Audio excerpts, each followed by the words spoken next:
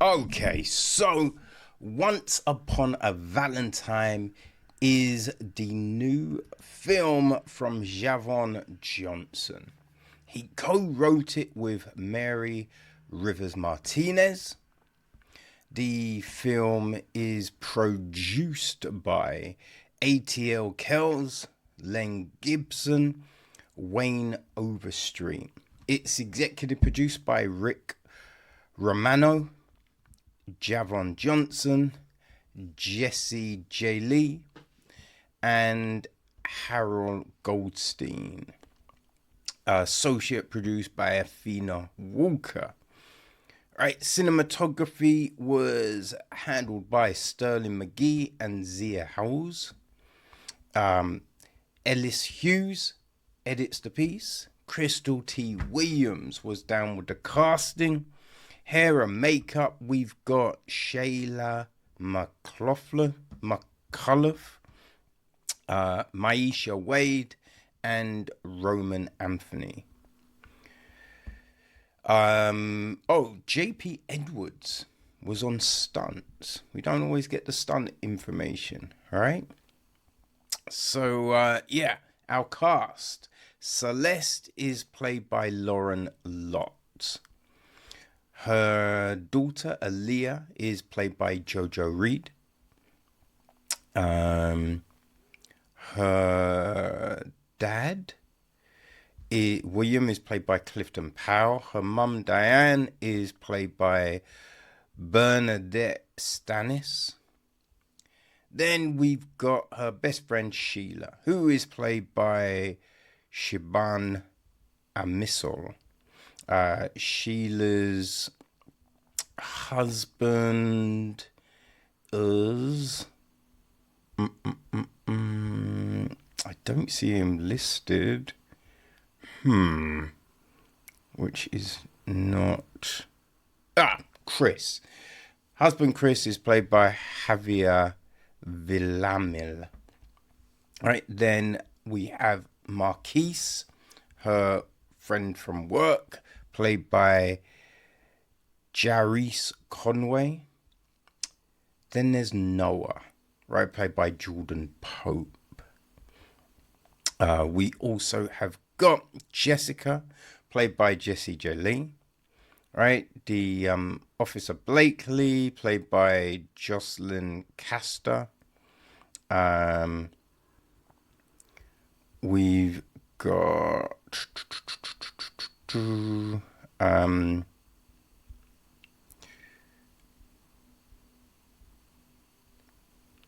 else? I think that's basically it. Right, June Bug, played by Roman Anthony. But yeah, that's essentially our main group of people. The gist of the film is this: haunted by past trauma, a woman faces her fears and finds unexpected love, risking everything on one suspenseful night. I don't really feel that does really the film justice. It doesn't tell what this film is. This film is it's interesting, right? Because I think there's an audience for it, right? There's always an audience for these for films, of any ilk and type and genre. I was just a little baffled by it. Didn't necessarily make any sense to me. Right, there's we start off and we have like this woman and she's running, right? It's nighttime, she's running through these woods and this, she's attacked. Then we have her in bed and she's like she's having this thing, right, where kind of like night paralysis kind of thing, right? Now, this happens numerous times throughout the film, And you're kind of scratching your head like, this is serious, right? It's like sleep apnea. That shit can kill you. So you would think it's time to go to the doctors, right? It's time to the doctors to get this looked at, you know? But yeah, no, really, there's no talk, and no one is just like, yo, need to go to the doctor, right? It's yeah, that's odd. That's very odd. We also, like, everything seems to be always leading up to Valentine's, but at the very start, it the sense is that Valentine's is literally a couple of days away. But then there's another bit when you have them dating and they've only been dating a few weeks. And they're like, oh, what are you doing for Valentine's? And I'm just like, wait, shouldn't Valentine's have been by now? And then at the end, it's just like, it seems like it's Valentine's again. And you're just like, what are the time frames here? This is very confusing on the time, right? That's confusing. We have just the, like, Sheila introduces Noah to Celeste, right? That's how all of that starts. And we don't, like, she doesn't find that out until later. But then it's all like, how could you do this? Blah, blah, blah. Even though she's like, oh, I really like him. This is going so well. Blah, blah, blah, blah, blah. Right? The fact that someone introduced you or set it up without you suspecting, it's not really a big deal. Right? But it's made into this huge thing. Like, you destroyed my life. When she's happy, right? That's the weird thing. And then later in the film, it's just like, this is all your fault. And it's just like, wait, hold on. No. The introduction is one thing, but everything that comes from that, you chose to do. It's all a bit weird. Now, when you consider the thing that goes down, right? You would go to hospital, and the way it's talked about was like the police were involved and everything like that. So when you go to hospital, they give you a cocktail of drugs, right? You get checked out, you get a cocktail of drugs, all of this thing. So there's something in the film that doesn't necessarily make sense, right? Now, the only way I guess it could happen is if you didn't go to hospital. But the way this is spoken about is if everything happened as it would happen. So there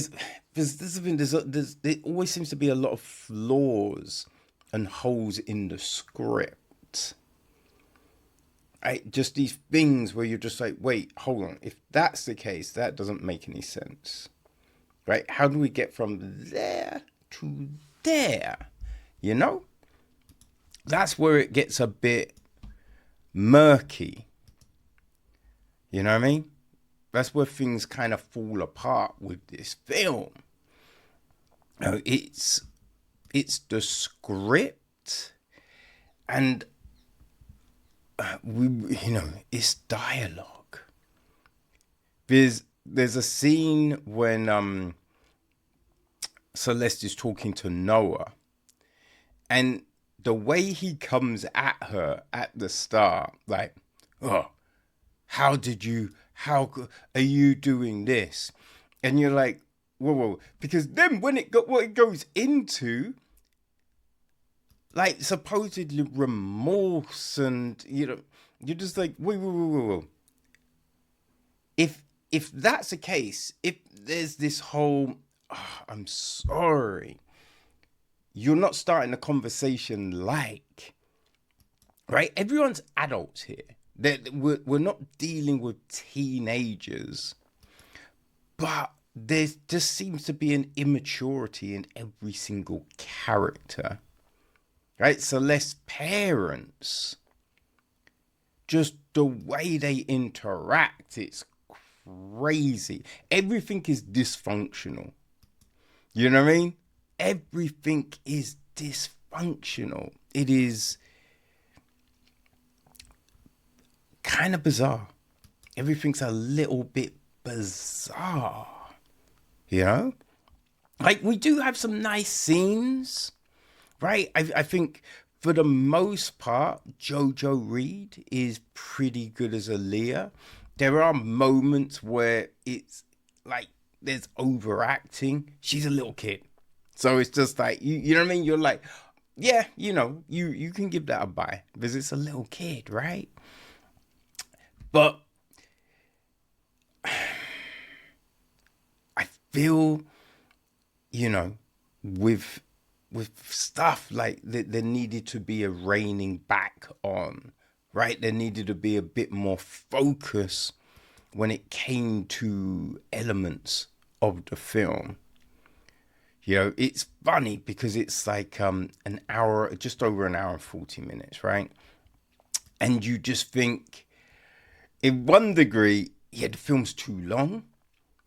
And in the other degree, you're just like, like, feels like we needed more information in certain regards. You know, so it's yeah, it's a little odd. And the whole twist,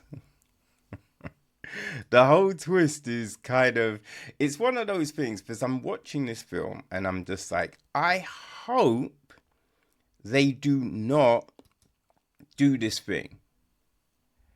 And then they go and do the thing, right? They do the thing, but again, you are kind of scratching your head going, hold on. If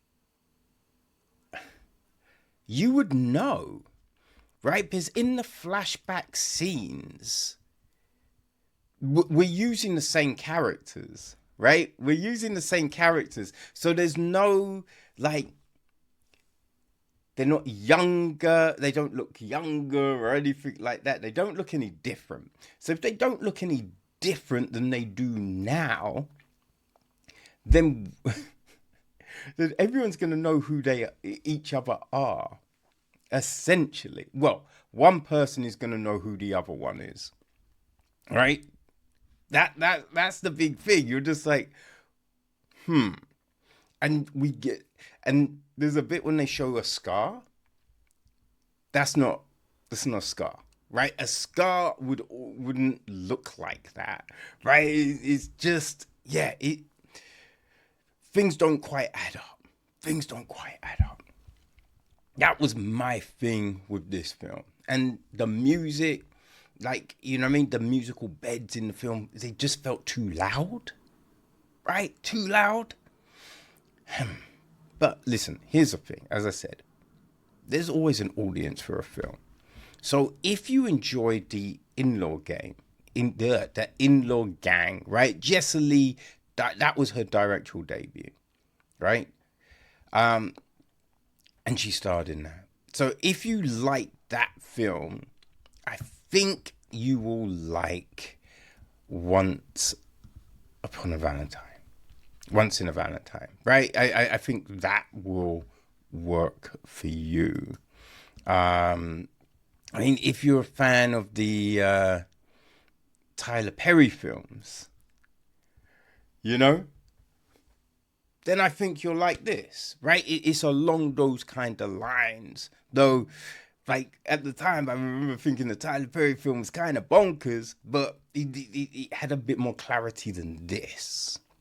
But yeah, if you enjoyed that kind of thing, if those films are you, then I think this will work for you, people. So Once in a Valentine's will be dropping on VODs on the 10th of September.